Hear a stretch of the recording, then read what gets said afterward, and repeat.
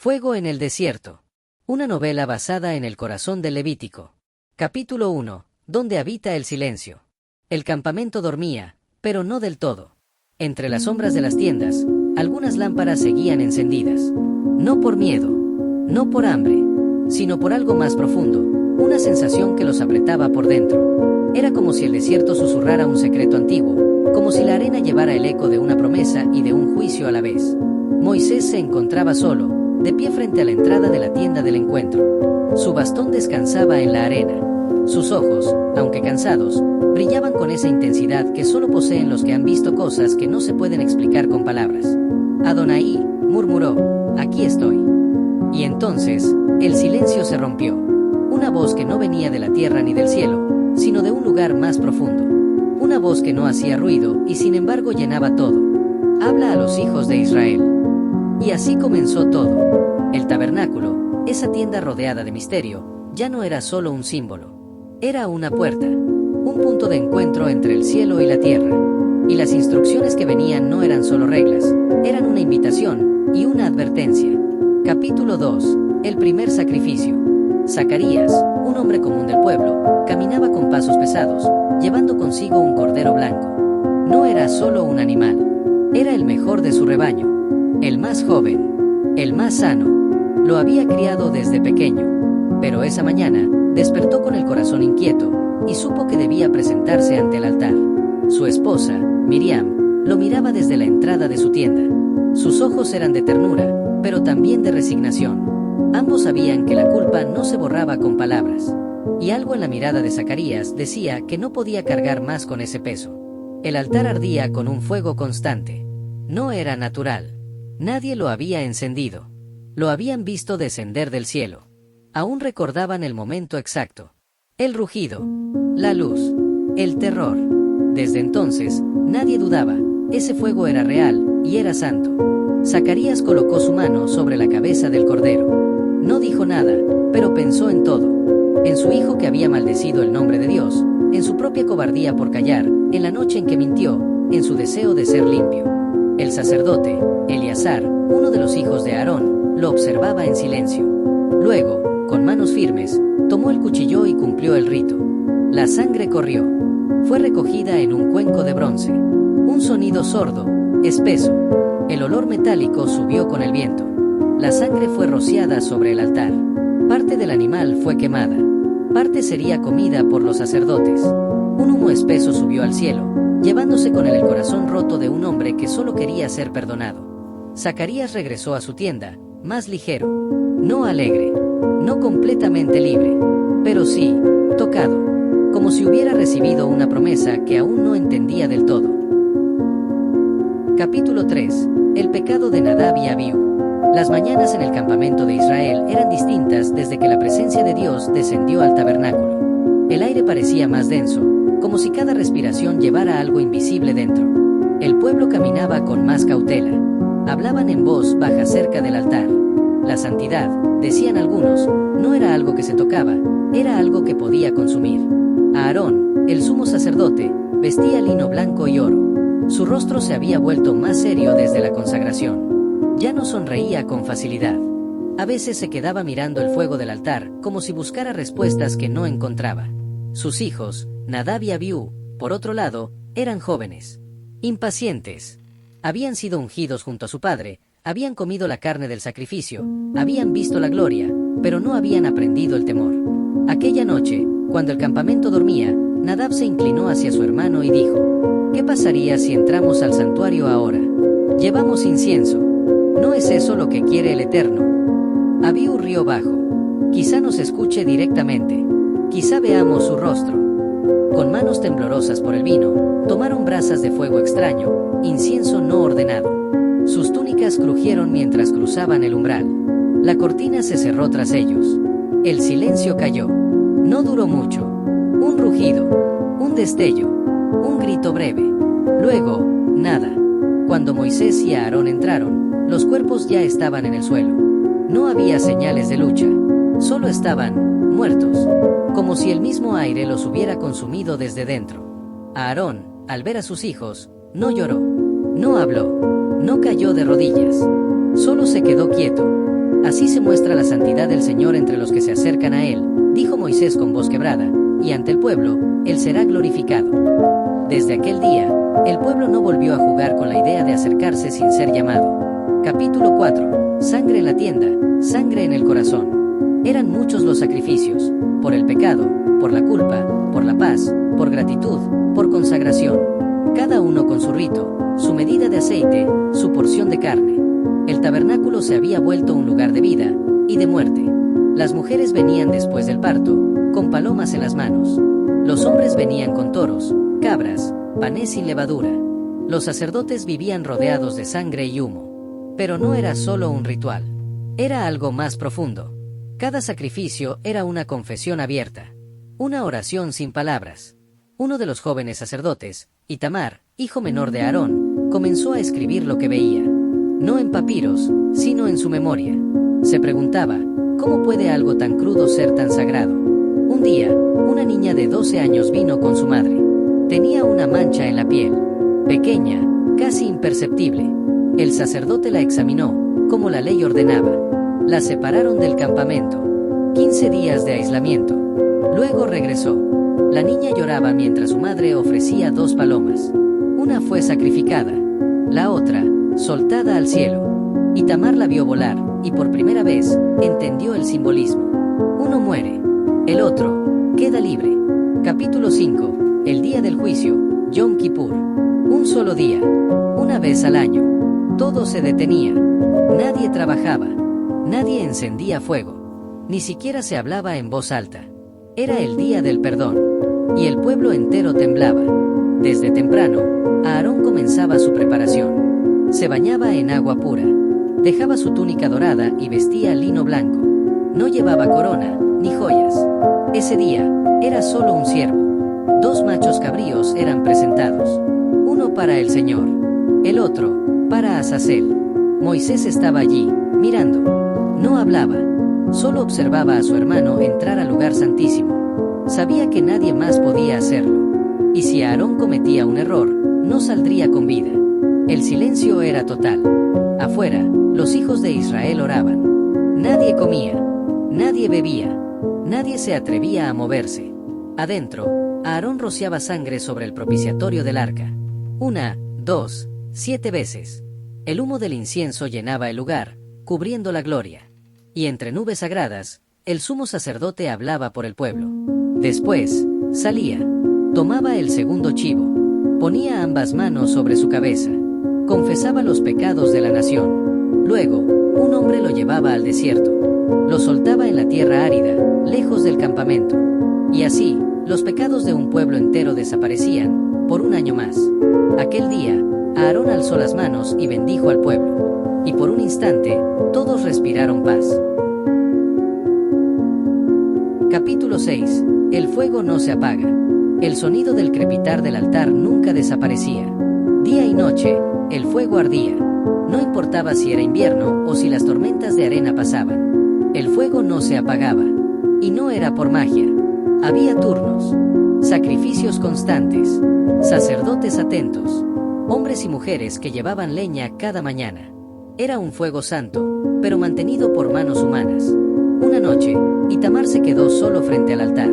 Observó las brasas. Pensó en su padre, Aarón, y en sus hermanos muertos.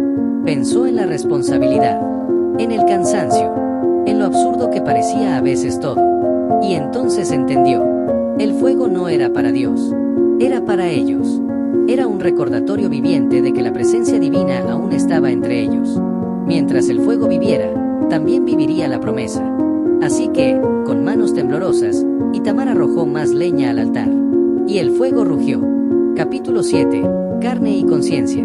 En la sección de los sacrificios de paz, las reglas eran distintas. Algunas ofrendas podían comerse. Había alegría, risas, familias enteras compartiendo pan y carne cerca del tabernáculo. Pero aún en la alegría, había límites. Si alguien comía la carne en estado de impureza, era cortado del pueblo. Si alguien tocaba sangre sin ser consagrado, debía purificarse. Nada era trivial. Una mujer, Dina, trajo una ofrenda por gratitud. Su esposo había sanado de una fiebre que parecía muerte. Ofreció panes sin levadura, aceite, carne. Sus hijos pequeños reían, sin entender la solemnidad. El sacerdote les permitió comer, pero antes, miró a cada uno a los ojos. Recuerden, dijo, comer de esta carne es como tocar el altar.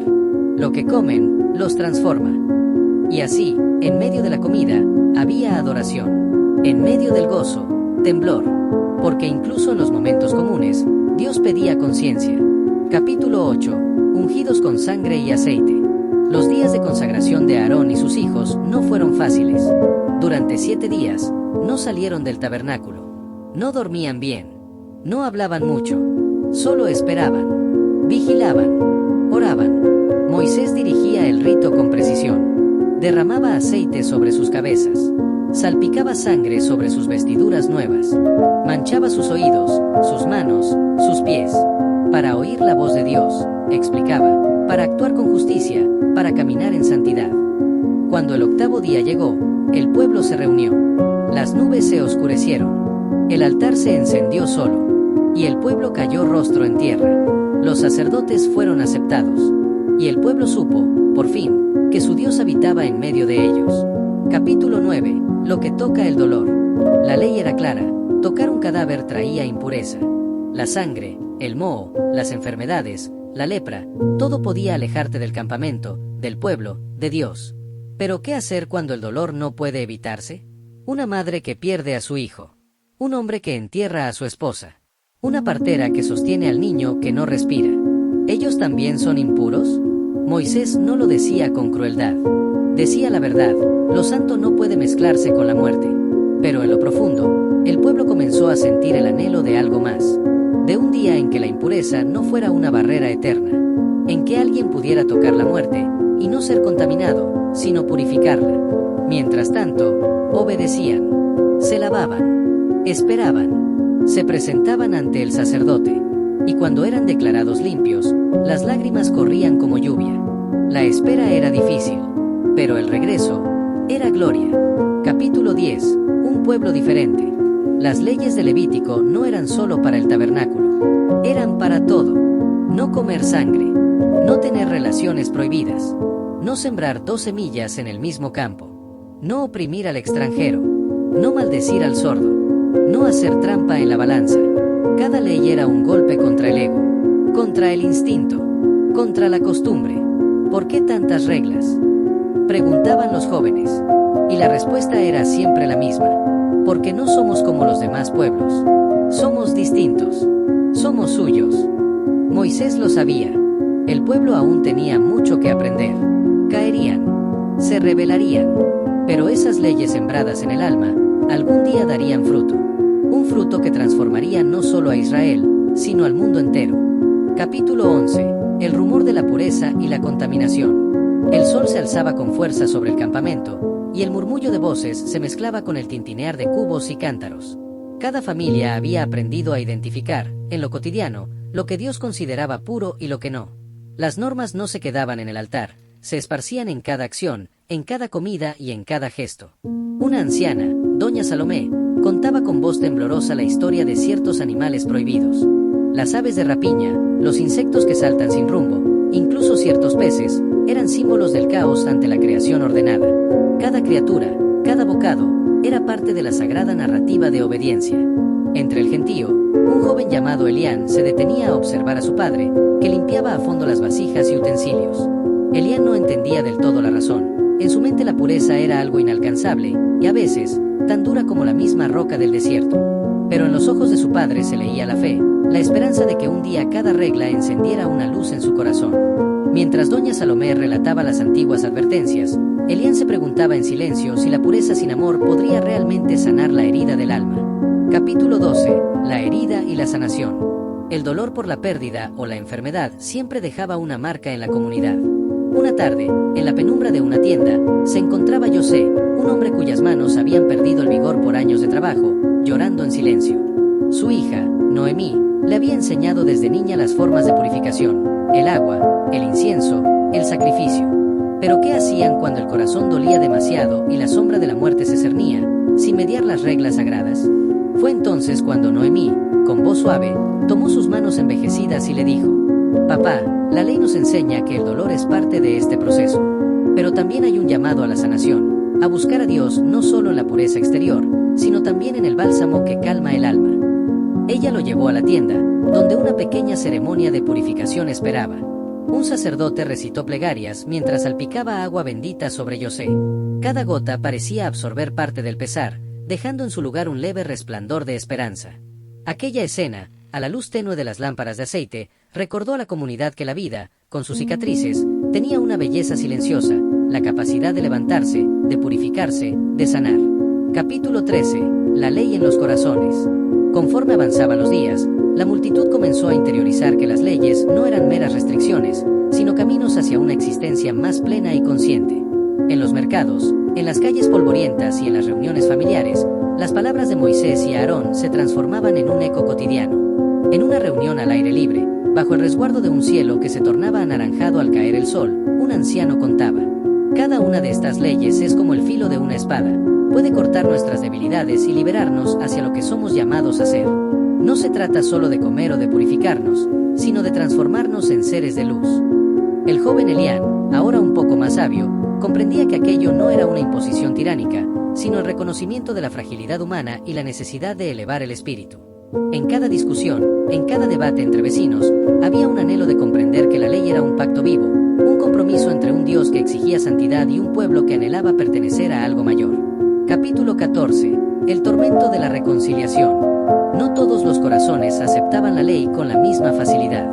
Entre la gente surgían las dudas, las rebeliones silenciosas y las discusiones amargas sobre lo que era correcto y lo que era una carga injusta. Una noche, en medio de un tempestuoso encuentro en la tienda comunal, un hombre llamado Simón confrontó a un anciano respetado. ¿Por qué debemos seguir reglas tan duras? ¿Por qué no es posible que Dios nos abrace tal y como somos?